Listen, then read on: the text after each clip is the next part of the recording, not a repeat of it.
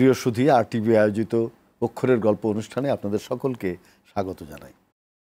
আমাদের বাংলা বর্ণমালার যে বৈচিত্র্য, যে ধ্বনি ব্যঞ্জনা, অক্ষরের যে অভূতপূর্ব আলোড়ন, আমাদের হৃদয়ের যে আকুতি এই অক্ষর এবং বর্ণমালার ভেতর দিয়ে প্রতিধ্বনিত হয়, তা কিন্তু এসছে প্রকৃতি থেকে, আমাদের কর্ম থেকে, আমাদের সংস্কৃতির যে বৈচিত্র্যময় জীবন ব্যবস্থা সেখান থেকে এসছে। আপনি যদি লক্ষ্য করেন যে একটা নদীর ঢেউয়ের যে স্রোতের ঘূর্ণি, মনে হবে এটাই যেন বিসর্গ। একটা লতার মতো পাতা এগিয়ে যাচ্ছে, সেটাকে আপনার ল মনে হবে, তাই না? একটা খেজুরের পাতা কিংবা একটা গাছের পাতা শুকিয়ে গেছে, তার সঙ্গে চন্দ্রবিন্দুর কি মিল। এইভাবেই কিন্তু বর্ণমালাগুলো তৈরি হয়, এইভাবেই অক্ষরের সমষ্টি দিয়ে আমরা আমাদের জীবন যাপন করি। প্রিয় দর্শক, অক্ষরের গল্প অনুষ্ঠানে আজকে আমাদের সঙ্গে আছেন দেশের প্রখ্যাত সঙ্গীত শিল্পী রাকিব। রাকিব, আপনার একটা অনেক বড় নাম আছে। আমরা ভাই বোন হচ্ছে 11 জন, আমি সবার ছোট। তো 11 জন বিশাল একটা ফ্যামিলির আমার একটা বিশাল নাম আছে। সেটা হচ্ছে, আমার পুরো নাম হচ্ছে মোহাম্মদ আব্দুস সাত্তার রাকিব। এটা আমার সার্টিফিকেট। মোহাম্মদ আব্দুস সাত্তার রাকিব। এত বড় নাম, এটা খুব বেশি বড় নাম না কিন্তু। রাকিব একজন বিখ্যাত কবি আছেন লাতিন আমেরিকার, পাবলো নেরুদা। তার নাম লিখতে গেলে প্রথম লাইন, দ্বিতীয় লাইন, তৃতীয় লাইন পর্যন্ত লাগে। পরে উনি ছোট করে ফেলছেন পাবলো নেরুদা, আর আপনি ছোট করে রাকিব করে ফেলেছেন। তাতে আমাদের সুবিধা হচ্ছে আমাদের মনে রাখতে। এখন আপনার যে 11 ভাই বোন, এর মধ্যে কি কেউ কোনো গান করতো নাকি আপনি বেরিয়ে এলেন শিল্পের? আমার বড় ভাই গান লিখতেন, তিনি আমাকে নিষেধ করতেন, তুমি গান করো না, কারণ আমি গীতিকার হতে চেয়েছিলাম, গীতিকার হতে পারিনি। আরেকটা বিষয় হচ্ছে যে পুঁথিগত যে শিক্ষাটা, গুরুমুখী শিক্ষা, সঙ্গীত হচ্ছে গুরুমুখী শিক্ষা, উৎসাহ, এগুলো আমাকে, এবং নিবেদন, হ্যাঁ। তো এই সকল বিষয়গুলো আমি অনেক বড় বড় অনেক যশস্বী সঙ্গীত বিশেষজ্ঞ সঙ্গীতের তাদের সাহচর্য পেয়েছি, তাদের কাছ থেকে কিছু কিছু শিখেছি। নিয়াজ মোহাম্মদ চৌধুরী, উনি কিভাবে গান করতেন, উনি কিভাবে হারমোনিয়াম বাজাতেন, এগুলো তার কাছ থেকে শিখেছেন। সুরকার দেবু ভট্টাচার্যের কথা উল্লেখ করতে চাই, তার তো বিখ্যাত বিখ্যাত অনেক, আপনার মেহেদি হাসানের তনহা থি ওর হামেশা সে তনহাই জিন্দেগি, যার সুর আমি বৃষ্টির কাছ থেকে কাঁদতে শিখিয়েছি, যার সুর উনার কাছ থেকে কিছু কিছু পেয়েছি। এবং সবচেয়ে বড় কথা হচ্ছে যে ওনাদের কাছ থেকে যতটুকু আমাকে দিয়েছেন, যতটুকু আমি নিয়েছি, সেইগুলোকে নিজের জীবনে অ্যাপ্লাই করবার চেষ্টা করেছি। শিল্পী হওয়ার যে একটা অসম্ভব তাগিদ ভেতরে, সেটা থেকে বলা যায় যে বেরোয় আসছে, সেটা থেকে বেরিয়ে এসে আজকে রাকিব কিন্তু আমি জানি যে সবসময় যে গান করে একেবারে বিখ্যাত হতে হবে, সবসময় ভাইরাল হতে হবে, সেরকম না। কিন্তু অনেক জীবনের অনেক কষ্ট সময় দিয়ে এটা করতে হয়। তোমায় যদি আমি চাঁদ বলি, এই গানটা কিন্তু এটাও একটা এটা বারবার কিন্তু মানুষের কাছে ফিরে আসে। আপনার কি মনে হয়? যখন ছোটবেলা থেকে গান করছি, আমি ফলো করেছি বশির আহমেদকে, ফলো করেছি আমি মাহমুদুন নবীকে, ফলো করেছি, তাদের গান শুনেছি, তারা ছিল আমাদের জন্য আদর্শ। তো আমরা তাদের গান শুনেছি। তো নিজেকে যখন মৌলিক গান করার চিন্তা করেছি, গান খুঁজে পাচ্ছি না কার কাছ থেকে গান। তো গান তো আর একটা, দুইটা, তিনটা, চারটা, তখন আমাদের সময় একটা অ্যালবামে অন্তত পক্ষে 12টা গান হতো। আমি আব্দুল হায়াল হাদির কাছ থেকে গান নিয়েছি, আমি খসনুর আলমগীরের কাছ থেকে গান নিয়েছি, কিন্তু আমার গান হচ্ছে না, 12টা হচ্ছে না। আমার অবশ্য আগে থেকেই কিছুটা লেখালেখি করবার অভ্যেস ছিল, কবিতা লিখবার চেষ্টা করি ছন্দে ছন্দে, অক্ষর দিয়ে, আপনাদের যে অক্ষরের গল্প, সেই অক্ষরের মালা দিয়ে দিয়ে কিছু অন্তমিল তৈরি করে লিখবার চেষ্টা। আমাদের সময় তো আমরা ভারতীয় গান বেশি শুনতাম, পাকিস্তানের গান বেশি শুনতাম, অন্ততপক্ষে শেখার জন্য হলেও শিখতে হতো আমাদেরকে। এই গানটা আমি হঠাৎ করেই লিখেছিলাম, একটা রোমান্টিক গান, প্রেমের গান হতে পারে, সেটা স্যাড গান কিংবা রোমান্টিক গান।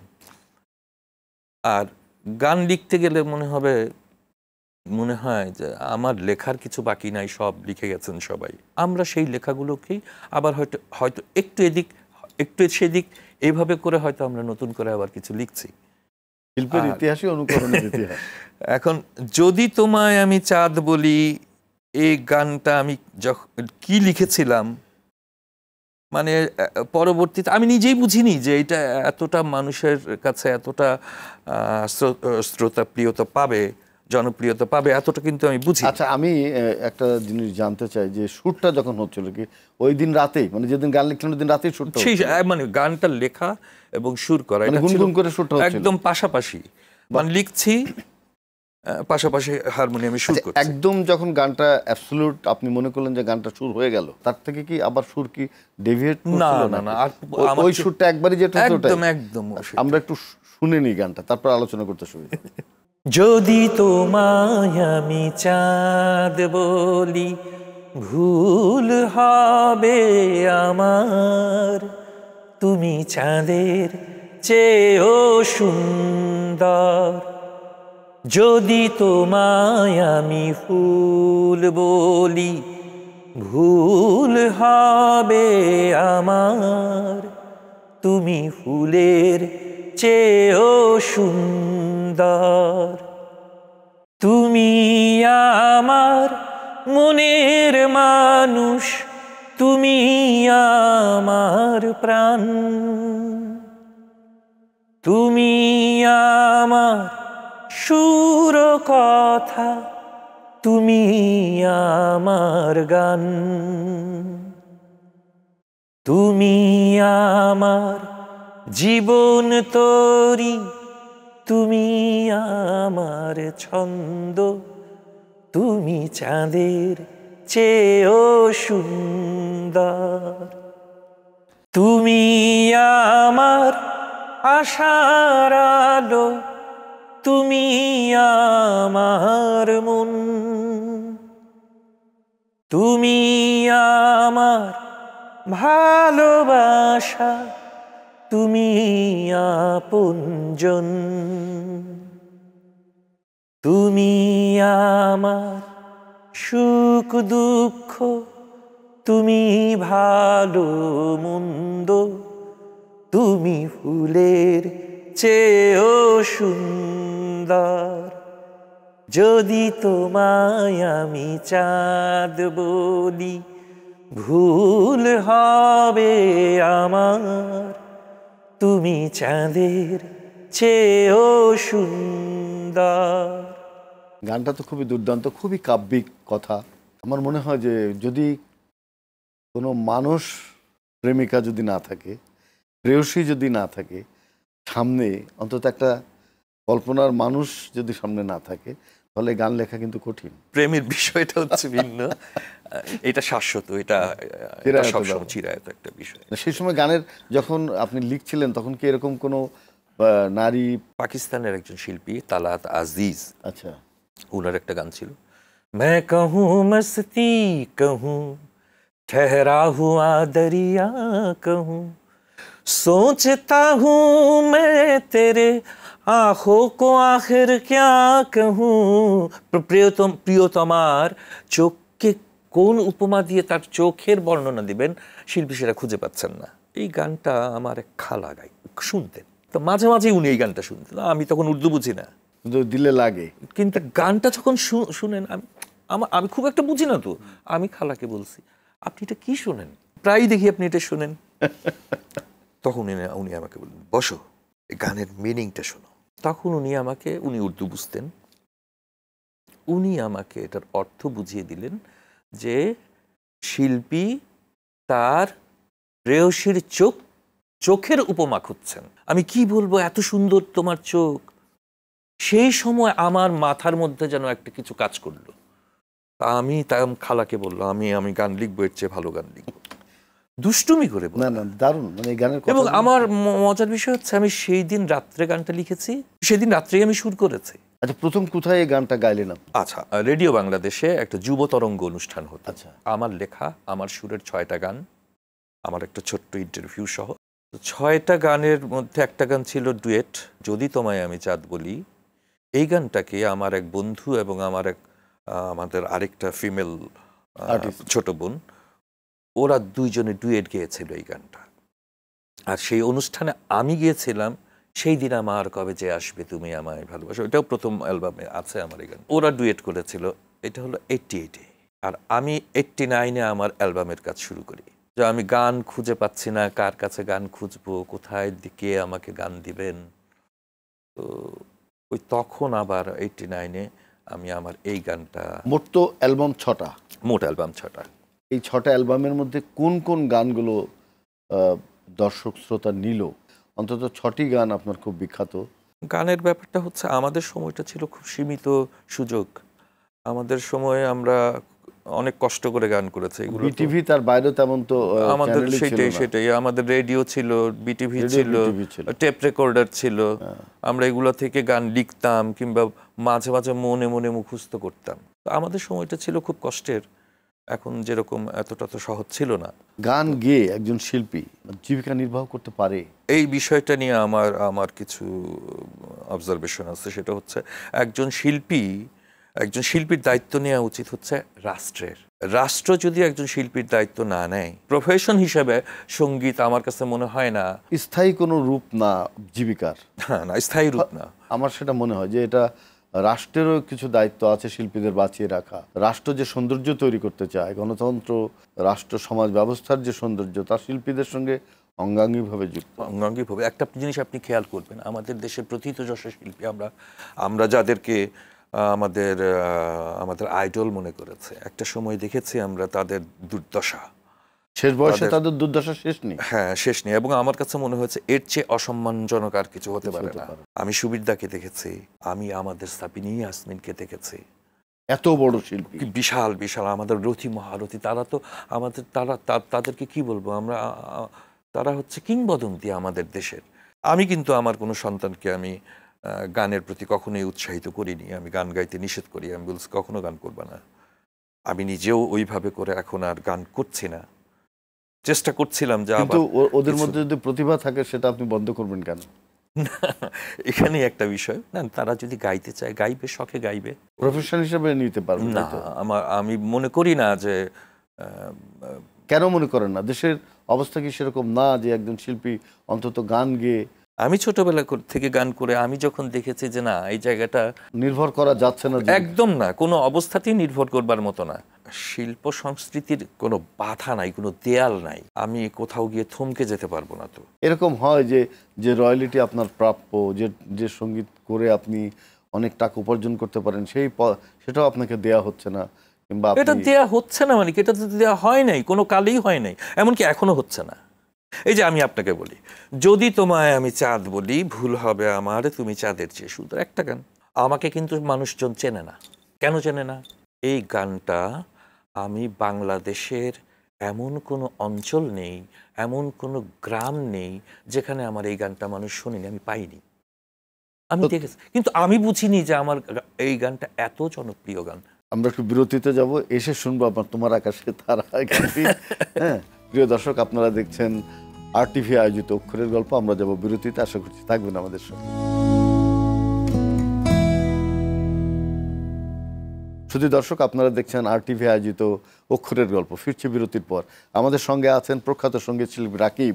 রাকিব, আমরা ওই গানটা এখন শুনতে চাই। তোমার আকাশে আমার আশার তারা আর কোনো দিন জ্বলবে না,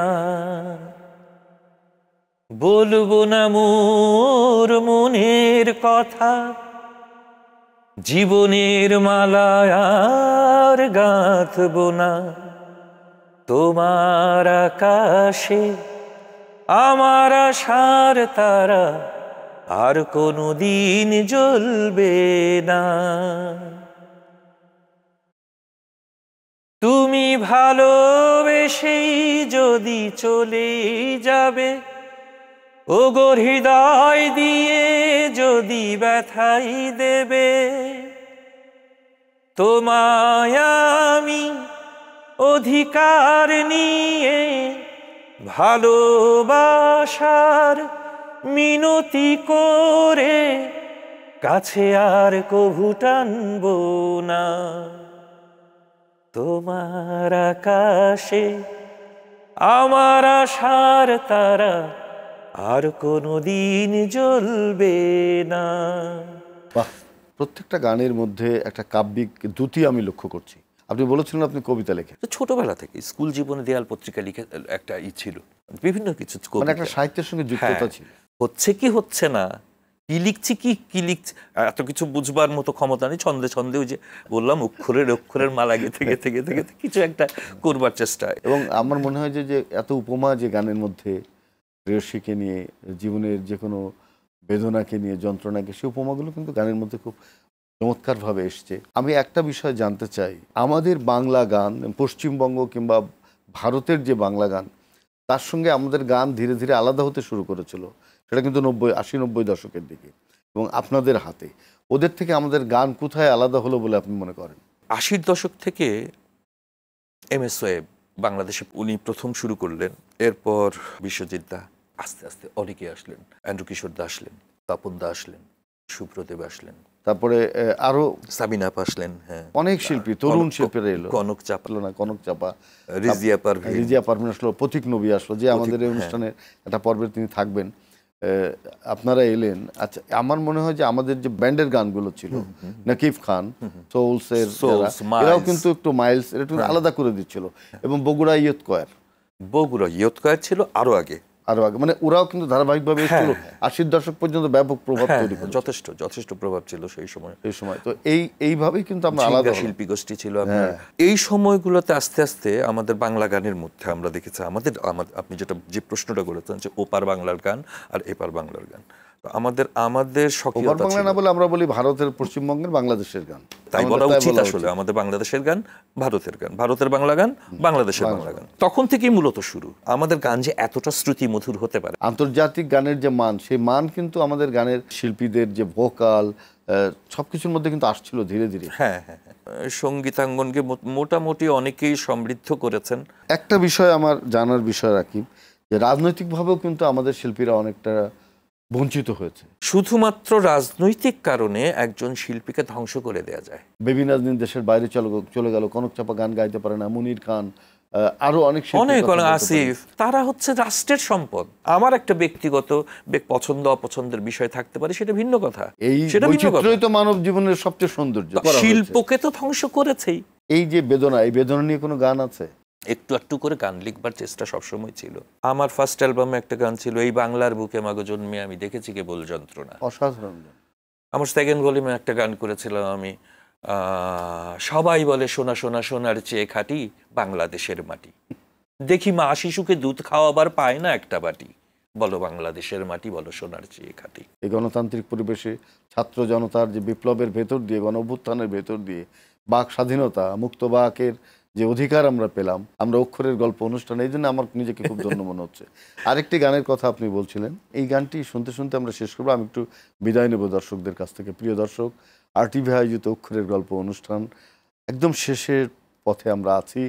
রাকিব আছে আমাদের সঙ্গে, তার কত বেদনা, কত যন্ত্রণা, একজন শিল্পীর যে কত কষ্ট, সে যদি গান গাইতে না পারে, তার হৃদয়ের কথা যদি উজাড় করে বলতে না পারে, জনগণের কাছে পৌঁছে দিতে না পারে, শুধুমাত্র রাজনৈতিক কারণে যদি সে বঞ্চিত হয়, তাহলে সে বেদনার কিছু নেই।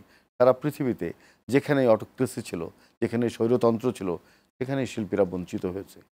আমরা রাকিব আজকে মুক্ত কণ্ঠে গান করছেন, তিনি আবার শিল্পের জগতে ফিরে আসুন, সেটা আমরা প্রত্যাশা করি। আর রাকিবের গান শুনতে শুনতেই আমরা এই আয়োজনটি শেষ করব। আমরা ভাটির দেশের মানুষ, আমাদের যেন দুঃখ সারাক্ষণ লেগেই থাকে। এই বাংলার বুকে মাগো জন্মে আমি দেখেছি কেবল যন্ত্রণা, শত মানুষের মাঝে আমি মিশে গিয়ে দেখেছি হাহাকার কান্না। এই বাংলার বুকে মাগো জন্মে আমি দেখেছি কেবল যন্ত্রণা। আমি দেখেছি খরার ছবি, জমি ফেটে চৌচির জল নেই।